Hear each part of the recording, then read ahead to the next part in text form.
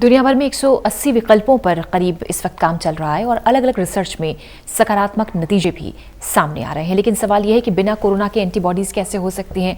कुछ लोग जो कभी भी कोरोना वायरस के संपर्क में नहीं आए, लेकिन उनका शरीर इस वायरस से लड़ने के लिए कुछ हद तक तैयार हो सकता है। एक नई स्टडी में इस बात के संकेत मिले हैं।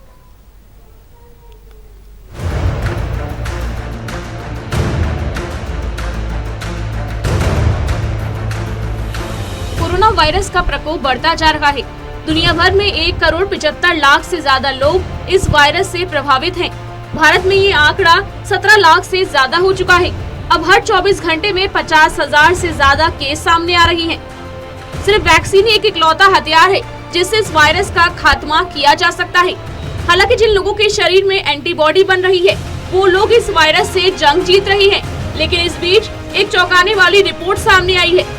इस रिपोर्ट में दावा किया जा रहा है कि कुछ लोग जो कभी भी कोरोना वायरस के संपर्क में नहीं आए हैं, लेकिन उनका शरीर भी इस वायरस से लड़ने के लिए कुछ हद तक तैयार हो सकता है। एक नई स्टडी में इस बात के संकेत मिले हैं। इस स्टडी के लिए जर्मनी के ऐसे 68 वयस्कों के सैंपल की जांच की गई जो कभी भी कोरोना वायरस के संपर्क में नहीं आए थे। जांच में पाया गया है कि 35% लोगों में ऐसे टी सेल्स मिले जो कोरोना वायरस से रिएक्टिव होते हैं। टी सेल्स इम्यून सिस्टम का हिस्सा होते हैं और शरीर को संक्रमण से बचाते हैं।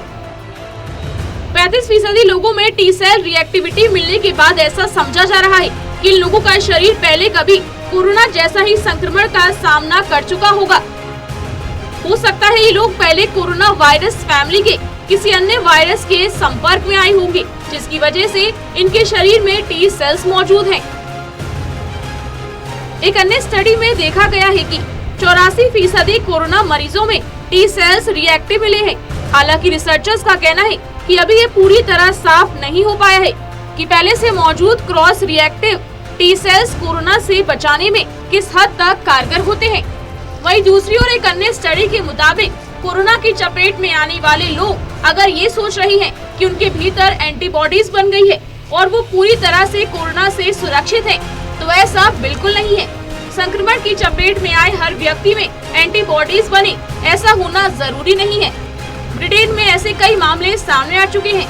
एक्सपर्ट्स का मानना है कि संक्रमण की चपेट में आने वाले कुछ लोगों की एंटीबॉडी की जांच की गई तो पता चला कि उनका शरीर वायरस के लिए इम्यून नहीं हुआ है, क्योंकि संक्रमण के बाद उनमें एंटीबॉडीज नहीं बनी है।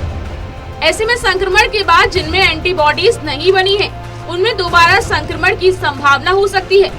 कई स्टडी से इस बात का पता चला है कि 10 में से कोरोना मरीज में पर्याप्त मात्रा में एंटीबॉडीज नहीं बनती हैं।